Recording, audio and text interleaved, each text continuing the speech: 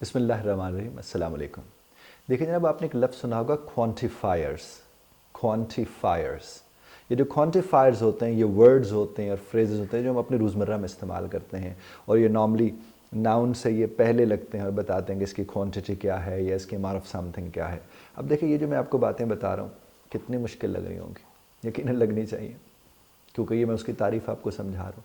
और अगर मैं आपसे ये कहूँ कि जनाब आज मैं आपको सिखाऊंगा कि ये जो सम है ये कहाँ इस्तेमाल होता है, ये जो एनी है ये कहाँ इस्तेमाल होता है, ये जो मैनी है ये कहाँ इस्तेमाल होता है, ये जो मच है ये कहाँ इस्तेमाल होता है, ये जो अ लॉट ऑफ है ये कहाँ इस्तेमाल होता है, तो आप कहेंगे हाँ ये वाली बात करो ना यार, ऐसा ही है ना। तो बुनियादी तौर पर हुआ ये कि हमें या तो तारीफ़ करना सिखाया गया या तारीफ़ याद करना सिखाया गया। तो आज मैं जो आपसे बात कर रहा हूँ और मैं हमेशा कोशिश यही करता रहता हूँ कि पहले शय तो समझ आ जाए फिर उसका नाम भी बता देंगे। तो जनाब वाला मैं अब आपको बताऊँगा कि सम कहाँ इस्तेमाल करते हैं, एनी कहाँ, मच कहाँ, मैनी कहाँ और अ लॉट ऑफ कहाँ। इस तरह और भी जिसमें लफ्ज़ आते जाएंगे वो मैं आपकी खिदमत में पेश करता रहूँगा। तो बिस्मिल्लाह करते हैं।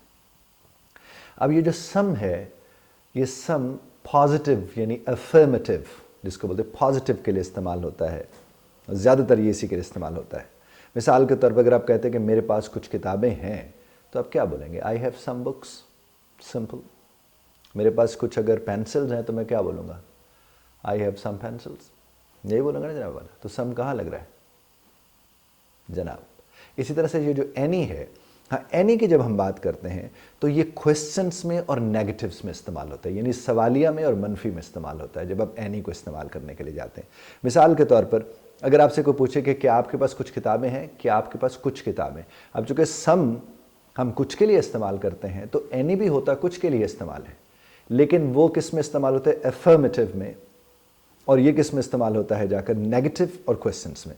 तो अगर कोई आपसे पूछे do you have any books, क्या आपके पास कोई किताबें हैं या आपके पास कुछ किताबें हैं, और आपने उसका जवाब अगर दिया तो आपने कहा I don't have any books, आप ये कभी नहीं कह सकते कि I don't have some books.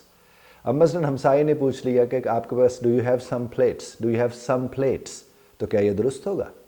नहीं होगा ना, क्योंकि सवालिया है। तो सवालिया की सूरत में क्या जी, वेरी गुड, यही होना चाहिए कि do you have any plates, wonderful. तो जनाब सम और एनी के तो समझ आ गई ना।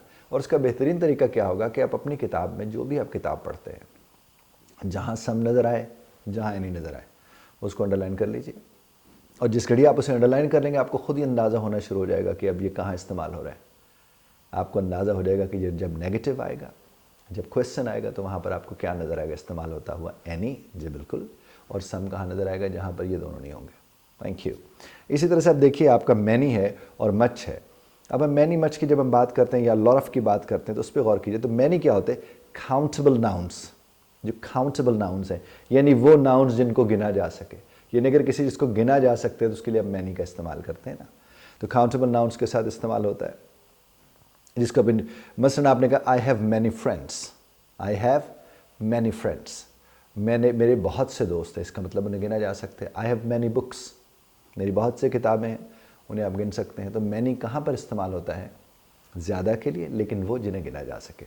और इसी तरह से जो आपका इस्तेमाल है मच, तो मच किसके साथ होते हैं? अनकाउंटेबल नाउन्स के साथ, यानी जिनको आप गिन नहीं सकते हैं, बल्कि आप उन्हें क्या कर सकते हैं, ये जो क्वांटिटी है उनकी आप वो देख सकते हैं। मिसाल के तौर पर कहते हैं अच्छी खासी उसमें वो चीनी डाल दी गई, तो मैनी शुगर थोड़ी कहेंगे, मच कहेंगे ना जनाब वाला। तो आप ये कह सकते हैं कि there is too much sugar in this recipe, ये जो रेसिपी है इसके अंदर अच्छा खासा शुगर है, या there is too much sugar in this cup of tea, ये जो कप ऑफ टी मुझे मिला है इसके अंदर बहुत ज़्यादा मीठा है। तो ये जो बहुत ज़्यादा मीठा है इसको आप क्या, ये क्वांटिटी के मानों में है ना, तो इसलिए यहाँ पर हम इस्तेमाल क्या कर रहे हैं? मच का। और वहाँ पर हमने मैनी में क्या किया? जहाँ काउंटेबल था। और जब हम बात करते हैं अ लॉट ऑफ की, तो अ लॉट ऑफ क्या है? ये दोनों के साथ इस्तेमाल हो सकता है, यानी अ लॉट ऑफ आप काउंटेबल के साथ भी इस्तेमाल कर सकते हैं और अनकाउंटेबल के साथ भी इस्तेमाल कर सकते हैं, यानी जिन्हें गिना जा सकता है उनके लिए भी इस्तेमाल कर सकते हैं और जिन्हें नहीं गिना जा सकता उसके लिए भी इस्तेमाल कर सकते हैं। मिसाल के तौर पर आपने कहा she has a lot of homework, she has a lot of homework, I have got a lot of homework, मुझे ढेर सारा काम करने को मिला है। इस तरह आप अ लॉट ऑफ का इस्तेमाल कर सकते हैं। तो अभी तक हमें सीखने को क्या मिला? सम का इस्तेमाल, एनी का इस्तेमाल, मैनी का इस्तेमाल, मच का इस्तेमाल और जनाब वाला लॉट ऑफ का इस्तेमाल। इसी तरह से आपने एक लफ्ज़ सुना होगा फ्यू का, आपने एक और लफ्ज़ सुना होगा लिटिल का। तो फ्यू की जब हम बात करते हैं तो फ्यू काउंटेबल नाउन्स के साथ इस्तेमाल होता है जब वो बड़े स्मॉल नंबर में हो, यानी थोड़ी तादाद में वो हो और काउंटेबल हो, तो उसके लिए इस्तेमाल। जैसे there are few students in the classroom, there are few students in the classroom, यानी क्लासरूम के अंदर चंद एक तलबा है, थोड़ी तादाद में तलबा मौजूद हैं। और जब हम लिल की बात करते हैं, लिटिल, लिल is used with uncountable nouns, और ये भी स्मॉल क्वांटिटी को, वो स्मॉल नंबर को, यानी फ्यू स्मॉल नंबर को जाहिर कर रहा है या उसे बयान कर रहा है, और लिल जो है वो स्मॉल क्वांटिटी को। तो आप कह सकते हैं कि शी हैज़ लिल पेशेंस, ही हैज़ लिल पेशेंस, यानी उसमें सब्र ज़रा कम है। अब सब्र को देखिए, उसको मापा तो नहीं उस तर्ज पर जा सकता, उसको उस तरह से उसका वज़न तो नहीं किया जा सकता, तो इसीलिए अनकाउंटेबल में आता है। तो आपने क्या कहा, शी हैज़ लिल पेशेंस, उसमें थोड़ा बहुत सब्र है। इस तरह से एक लफ्ज़ इस्तेमाल होता है सेवरल का, सेवरल। सेवरल किसके लिए इस्तेमाल होता है, ये काउंटेबल नाउन्स के लिए इस्तेमाल होता है, और उसका मतलब होता है मोर देन अ फ्यू, यानी चंद से थोड़े ज़्यादा, मोर देन अ फ्यू, लेकिन लेस देन मैनी होता है। More than a few, less than many, many से ये कम होते हैं और अ फ्यू से ये ज़्यादा होते हैं। तो मसलन आपने कहा we have several options, we have several options, हमारे पास मुख्तलिफ ऑप्शंस हैं। इसमें यह है कि ये मैनी भी नहीं है और अ फ्यू भी नहीं है। इसी तरह से आपने लफ्ज़ सुन रखा होगा ऑल और एवरी का, ऑल का और एवरी का। तो ऑल जनाब वाला ये जो काउंटेबल अनकाउंटेबल, यानी जिनको गिना जा सके और जिनको ना गिना जा सके, दोनों के साथ ऑल इस्तेमाल हो सकता है। हाँ जी, अब मसलन आप उसने बोला आई एट और एट ऑल द केक, सारे केक खा गया मैं, है जी, ऑल द केक। अब यहाँ पर क्या हो गया, सारे के लिए इस्तेमाल हो गया ऑल, और काउंटेबल इनकाउंटेबल दोनों के लिए इस्तेमाल हो सकते हैं। एवरी जो होता है वो सिंगुलर काउंटेबल नाउन्स, यानी सिंगुलर के साथ, and refers to each individual item in a group, पूरे ग्रुप के अंदर उसको रेफर। तो आपने every student must come, every student must come, यानी हर एक तालिब इल्म को आना चाहिए। Every student must be invited, हर एक स्टूडेंट को इन्वाइट किया जाना चाहिए। तो एवरी जनाबे वाला यहाँ पर इस्तेमाल होता है।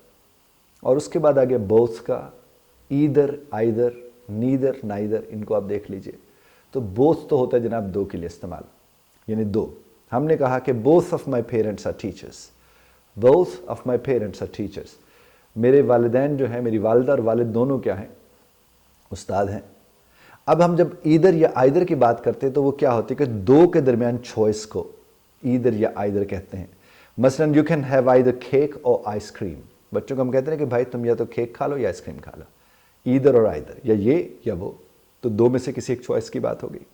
इसी तरह से अगर हम नीदर या नाइदर की बात करते हैं तो वो भी क्या होते हैं, ऑप्शंस दो ही होती हैं, लेकिन कहा जाता है कि इनमें से भी एक नहीं। मिसाल के तौर पर हम कहते हैं neither option is suitable for me, यानी आपके सामने दो ऑप्शंस रखी गई कि आप ये कर लीजिए या वो कर लीजिए, और आपने कह दिया ये दोनों में से कोई एक भी मुझे सूट नहीं करती, तो आप क्या बोलेंगे, neither option is suitable for me.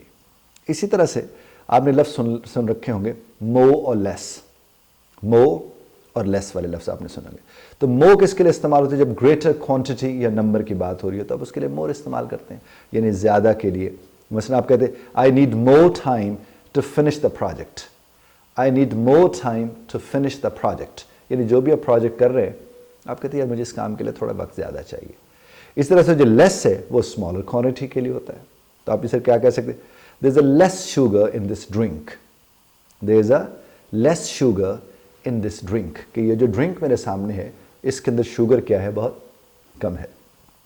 इस तरह आपने एनफ या इनफ सुना होगा, वो किसके लिए होता है जनाब, सफिशेंट। कोई भी चीज़ सफिशेंट हो तो सफिशेंसी को, काफ़ी होने को शो करता है इनफ। अब मिसाल के आपने कहा I have enough money to buy the car, I have enough money to buy the car, यानी गाड़ी खरीदने के लिए मेरे पास काफ़ी पैसे हैं, यानी मैं इतने पैसे मेरे पास है कि मैं गाड़ी खरीद सकता हूँ। तो इनफ जनाबे वाला वहाँ पर इस्तेमाल होता है। इसी तरह जो आपका आखिरी second last rather plenty of, plenty of, ये जितने भी मैं आपसे शुरू में आपसे अर्ज़ किया क्वांटिफायर्स हैं ये, तो ये एक सेकंड लास्ट क्वांटिफायर है प्लेंटी ऑफ। प्लेंटी ऑफ का मतलब होता है अच्छी खासी तादाद में, अच्छी खासी, वो जिसको बोलते हैं कसरत के मानों में जो इस्तेमाल होता है, ढेर के मानों में। There's plenty of food at the party, there's plenty of food at the party or at the party, वो जो पार्टी थी उसके ऊपर के अच्छा खासा जनाब बड़ा ढेर सारा वहाँ पर जो खाना था, वो अपनी शादी ब्याह के मौके पर हम जाते हैं और हम कहते हैं वहाँ बहुत ज़्यादा खाना था, तो हम वहाँ कह सकते हैं प्लेंटी ऑफ फूड। और आखिरी है नन। नन जनाबे वाला, इसका मतलब होता है नॉट एनी, यानी उन सब में से कोई एक भी नहीं, नॉट एनी। और ये नेगेटिव के मानों में भी इस्तेमाल होता है, अफर्मेटिव के मानों में भी इस्तेमाल होता है। आप मिसाल के तौर पर कुछ ढेर सारी चीज़ें थी और आपसे कहा कि यार तुम्हारे पास उनमें से क्या है, और आप कहें उनमें से मेरे पास कुछ भी नहीं है, तो आप क्या कहेंगे? I have none of those, I have none of those. तो आज ये क्वांटिफायर्स मैंने आपकी खिदमत में पेश किए। मैं उम्मीद करता हूँ कि आपको ये समझ आए होंगे, और समझ आने का मतलब ये होता है कि उसे इस्तेमाल में लाएँ। आप अगर उसे इस्तेमाल में लाएंगे, फ़िक्रे बनाएंगे, और ख़ास तौर पर ये फ़िक्र बना के अगर कमेंट बॉक्स में अपने फ़िक्रे हमसे शेयर करेंगे, मेरी टीम उनको करेक्ट करके आपकी खिदमत में पेश कर सकती है, क्योंकि सीखने का सिलसिला ऐसे ही है। अगर आप यकतरफ़ा सीखते रहेंगे और आपके ऊपर चेक एंड बैलेंस उसके ऊपर किसी किस्म का नहीं होगा, या आपके इर्द जो असातिज़ा मौजूद हैं उसको जाकर दिखाएंगे नहीं, तो फिर क्या होगा? फिर शायद आप उसको उस तर्ज पर ना कर सकें। लेकिन समझने के लिए इस चीज़ की सबसे ज़्यादा ज़रूरत है कि आपस में बोलना शुरू करें इन चीज़ों को, तभी ये याद रहेंगी। चीज़ें इस्तेमाल में रहती हैं तो याद रहती है। इख्तिलाफ़ राय का हक़ आप महफूज रखते हैं, बज़रत तर्ज़ इख्तिलाफ़ राय का ख्याल रखिएगा।